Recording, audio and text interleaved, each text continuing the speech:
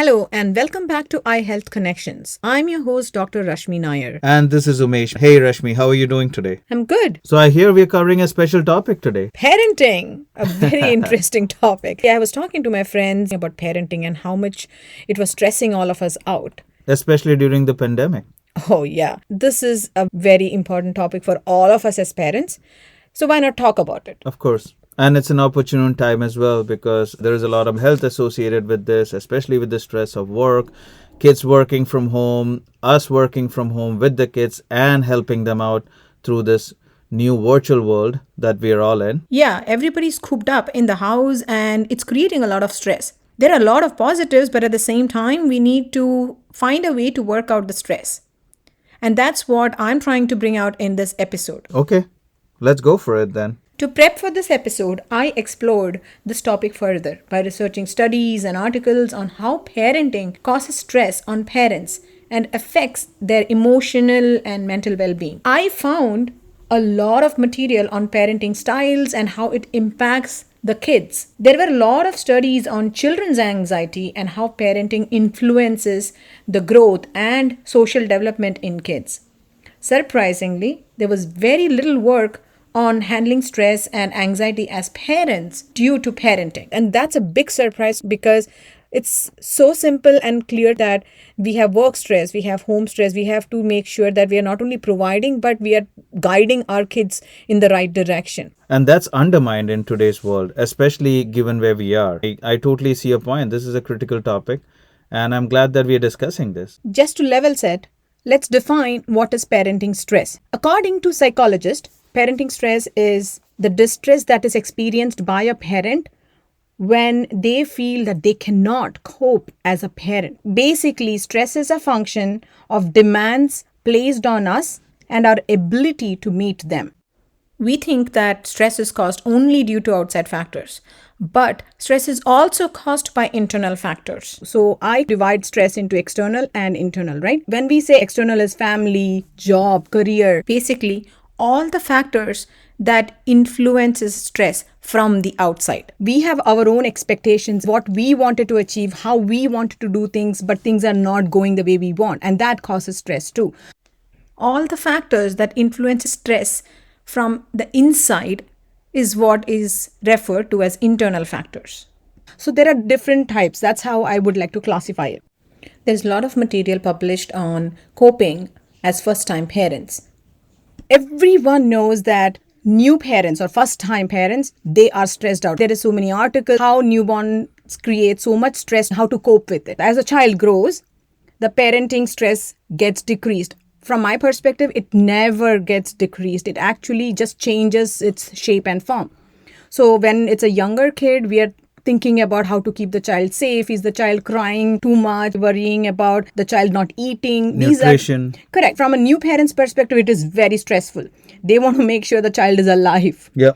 But as a child grows, there are disciplining stress that we have. We have stress about some kids who do not want to play with other kids. There are stress about grades. So as the kids grow, the type of stress or what causes the stress changes. It never goes away. Yes, we talk about teenagers as a next category where every parent who has a teenager says it's unbelievably stressful. I have one at home. I can tell you it's extremely stressful. There's so many articles about parenting stress, but none of it talks about as a parent what and how you can properly deal. Yes, there are a few articles on and off here, but more of it talks about how your stress should not affect the child rather than you coping with the stress. Right. How you should not create the stress which will further create stress for your child in terms of anxiety, depression, and how they might not be able to cope with it and how it can affect their grades, how it can even affect their social skills. What about the parent themselves who know there's very little talking points at topic, like how do parents themselves have to deal with this, which I agree, that's a good point that you're raising. It's not just the kids. It's very important to understand that parents are going through a lot of stress.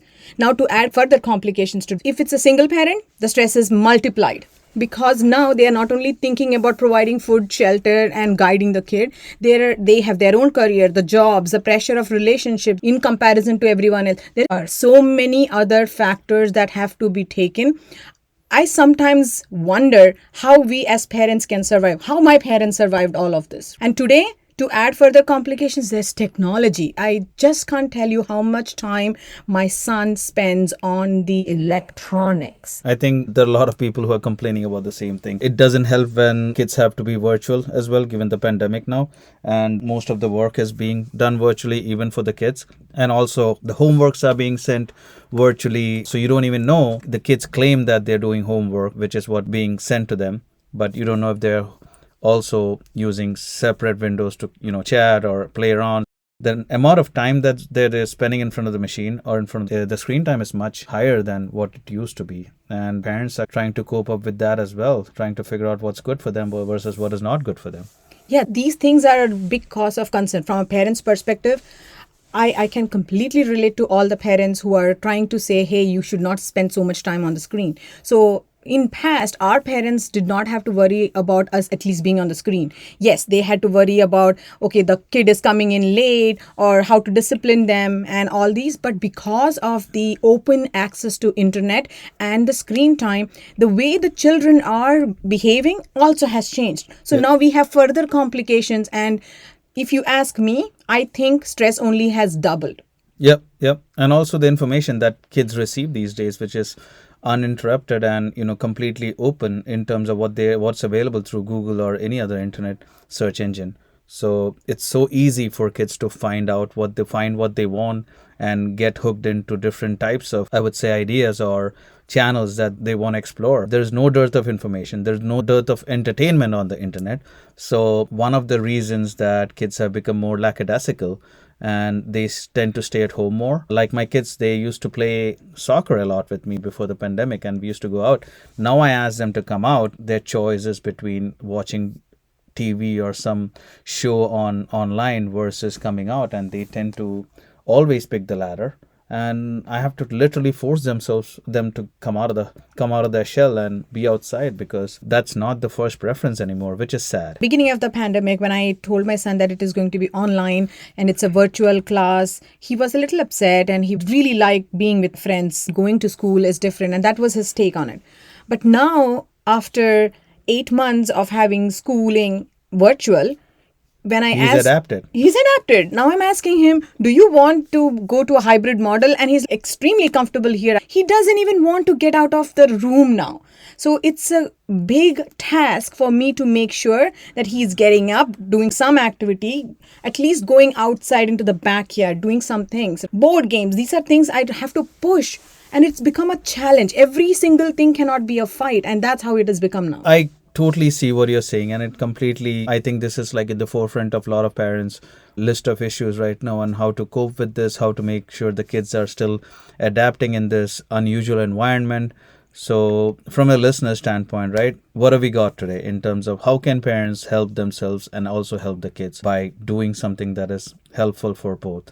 So Umesh, you know me, when I face something, I always go deep dive and I try to find out what's going on, how can we deal with it. So based on my research, based on my readings, I found that there are certain things that we as parents have to do at different stages of the life cycle of a kid. Younger kids, younger troubles, but that means the way to handle them is a lot different than as the kids grow. Irrespective of the age, one of the things that parents have to remember is, yes, there is stress, but how we react to it defines early on to a child how they are going to respond back to us. Yeah, because they become a mirror image of what you are at the end, because they take a lot of things that you don't realize. A study done by Harvard, they were analyzing the brain-mind meld specifically between a mother and a child.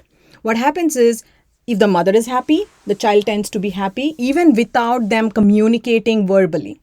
So they did a study on 500 participants and they found that the child and the mother reacted to each other emotionally without even having to be communicating with each other. So it's very important to have that. But they also found that parents who tend to be more stressed or parents who are depressed, they tend to have a less connection with their kids, and therefore it affected their overall attachment, behavior, and growth. There is a connection between a child and a parent. How can we react? So yes, if everything we do is going to reflect on the kids, one of the first things to do is set up expectations early on.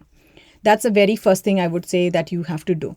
Basically, if it's a small kid, you do not have to be repeating yourself. And that's what I find myself doing, that every time I need something, I'll tell the same thing 3 times and it was not working. So what they have said is, don't tell everything multiple times. For example, if I want my kid to take the trash out, I should not be like, hey, take the trash out, take the trash out, take the trash out. I should say, I want this trash taken out and kept out near the door by 9 p.m. I have given specific task and I've given a time limit. They just have to do it by that time. It's very specific and clear. And measurable. Correct. Exactly. Just like how we, in our goal setting and in our jobs, you are going to be very clear and not vague about how we want things done. Apparently, vagueness, when we talk, we are not realizing. But from a child's perspective, when we give out instructions, stop doing that, or you shouldn't be doing this. So that and this, we are thinking about it as being specific, but it is not. Stop doing that can mean anything for them. So for them, we have to be very specific. So as a child, you are going to train the kid to understand your instructions clearly. Second thing I would say is make your child independent, but at the same time, give respect. Take respect as a policy that we have to follow. It means that you have to put the responsibility and ownership on the kid. That is the only way you can make them accountable.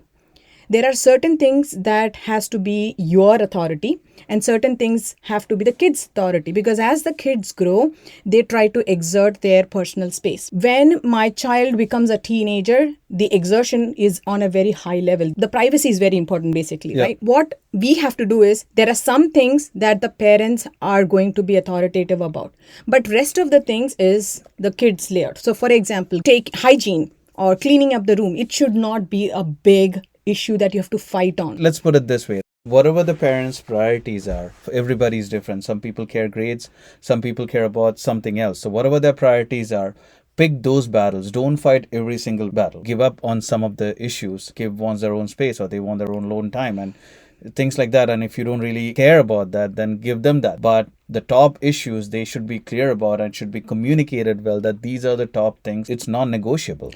Correct. So, Umesh, you brought out a couple of good points, right? One is communication, and you talked about no negotiations. Example is this: when we tell a kid, I'm going to ground you, and if you don't listen to me and turn off your screen right now, I'm going to take your laptop and you will not have it for the next 4 hours. Problem with that is, you say that, and the child is going to be like, no, I'm just going to sit here. And then you get mad and you're going to be like, okay, fine. Now you lost it for 6 hours. And then it just keeps on escalating.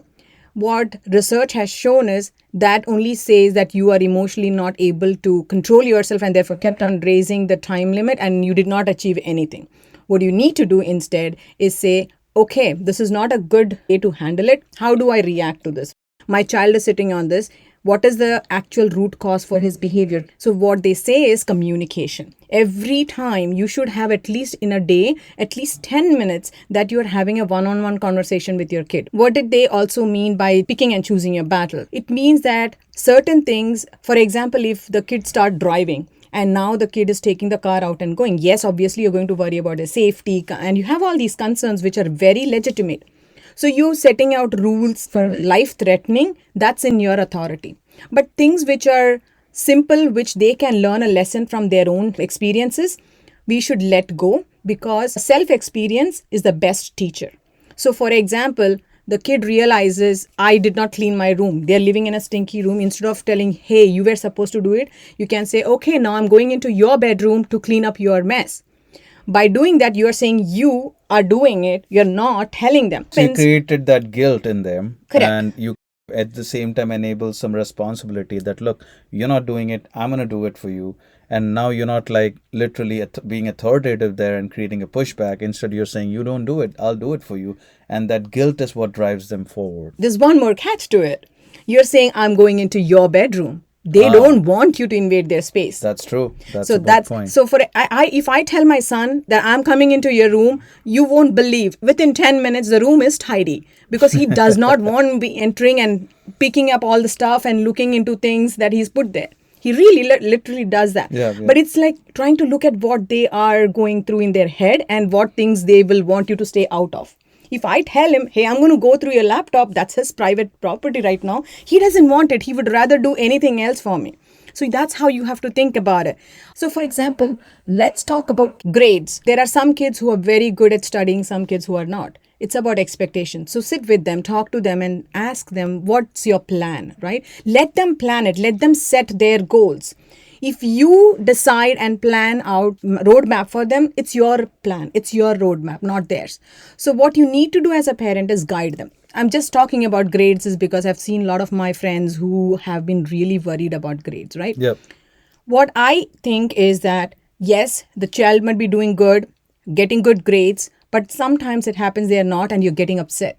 Yeah. Instead of you getting upset, what you need to realize is there is quite a possibility that the child himself or herself is already upset about it. You can talk to the child in a different manner, saying, I'm very understandable that you got grade. I don't know what you must be feeling right now. Is there So anything I empathy. can yeah, you So you show the empathy angle there. exactly, and say, hey, is there anything I can do to help you? So in that way you are not making them defensive, but at the same time they're open to communications. I have heard some parents, the kids were very open to them. They were like, when they were young they would come to us, talk to us, but now they are very close. If a kid comes home and says, hey, I had a fight with my best friend, or tennis, I don't like playing tennis, and all of a sudden you're like, yeah, it's your company, it's because of the company you're keeping. Now you are like having this problem. You don't like music. You don't like doing these things. It's the company. I don't like that friend of yours.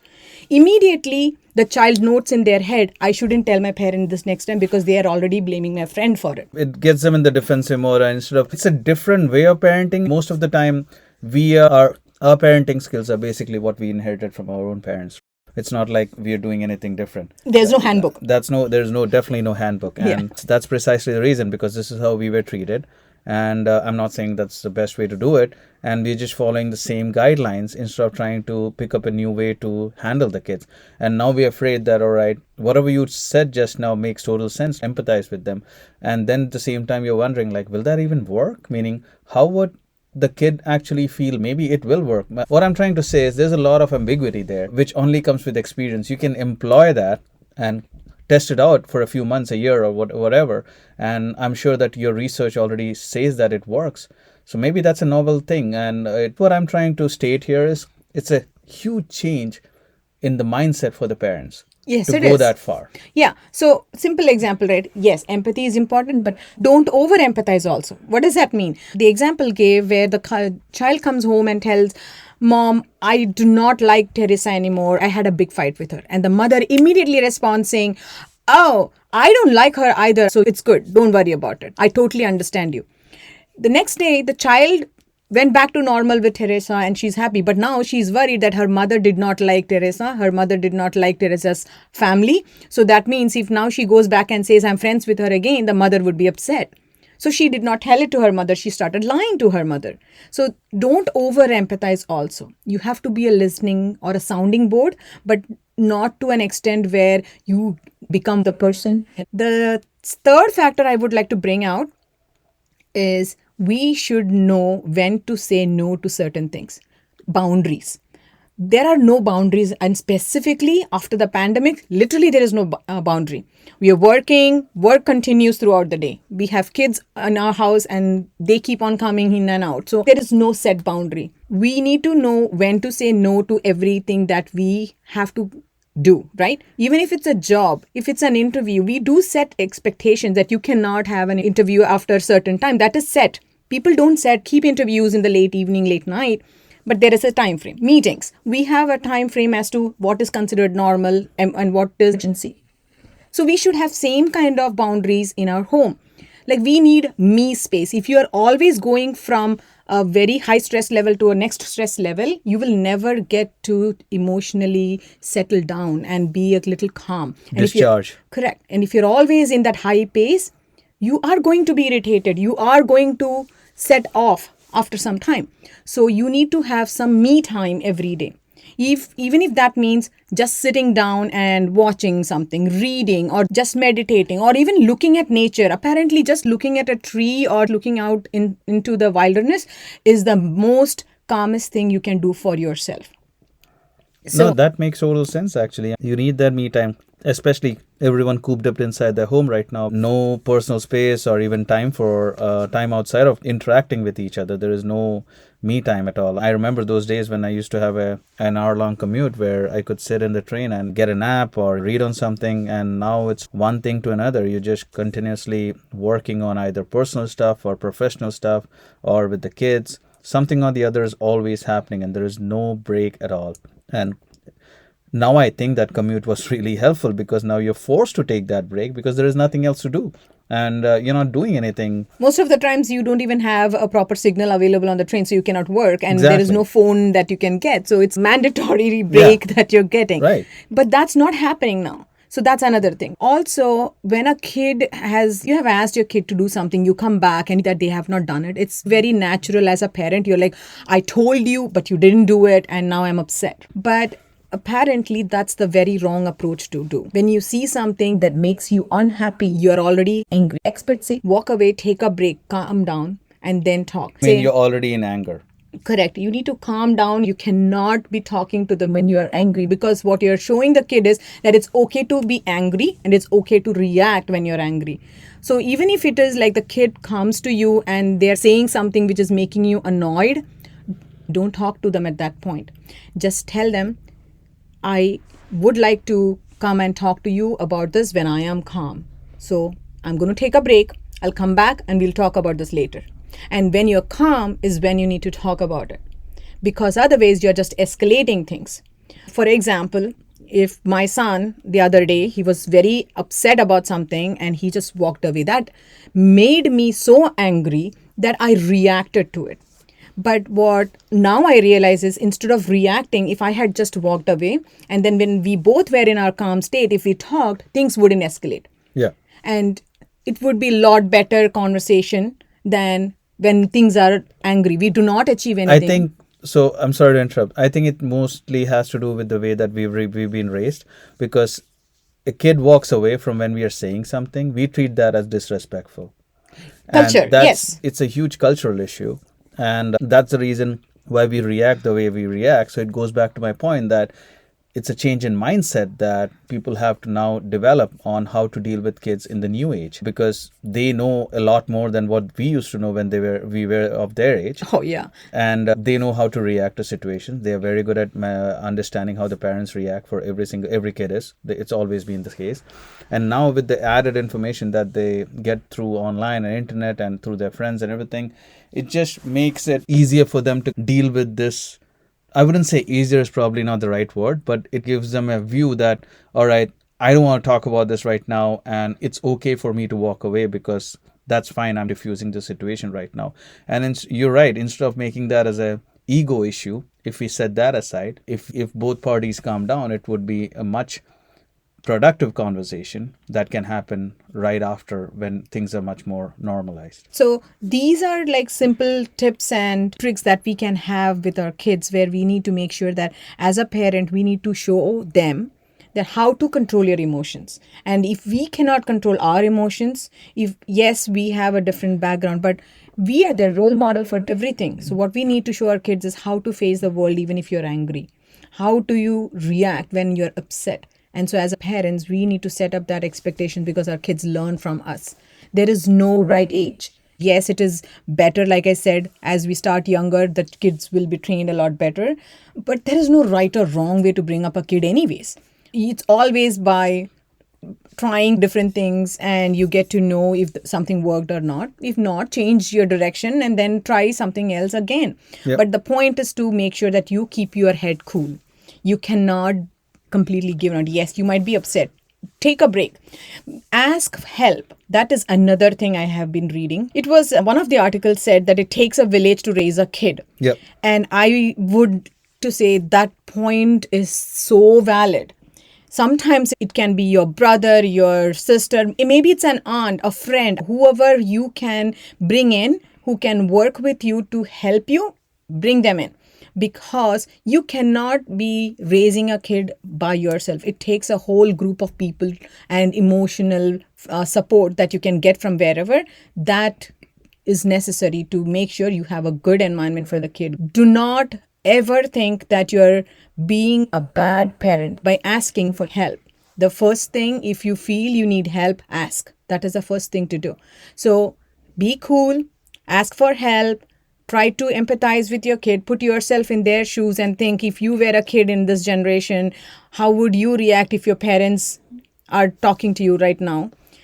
Nowadays every kid feels that they also deserve respect, which kind of is true. So respect necessarily doesn't mean in the olden days where only the parents or the older people got it. It's give respect, take respect. It goes both ways. It goes both ways because kids nowadays are more advanced in terms of thinking. They have more access to information, so they consider that they are more smarter, and therefore they feel. And yes, there are certain things where which even my son comes and tells me, and I did not know about it.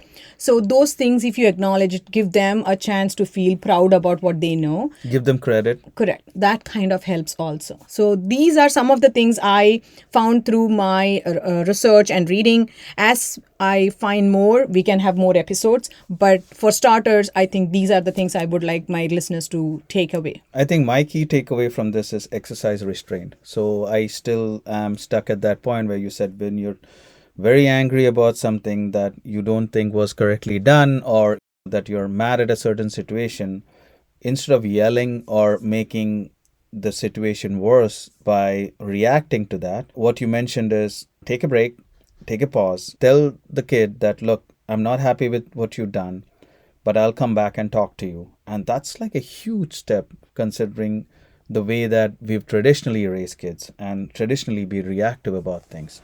So I totally get that. And but the key is how much of this can be employed right away versus, in my case at least, I think it's going to be a slow process for if I have to do that, which I'm very much inclined to do it now. I just need to see how long it'll take for me to get there. Yeah, it's easier said than done. But with practice, we all can get better at this. Once again, to summarize, set a me time every day. Second, take a pause and discuss when you are calm. Third, empathize, but don't over empathize. Fourth, communicate. I would like to stress this as much as possible. Communicate. Be very specific when you're giving directions. If you have to use texting to talk to your kid, only use it for one-liners.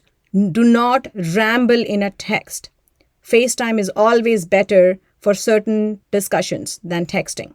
To my listeners, if you really like to comment on this or you have feedbacks, anything that can help all of us, please make sure you comment in the section below and subscribe to my podcast and videos so that you can be notified of newer episodes that keep coming. Thank Thank you. you.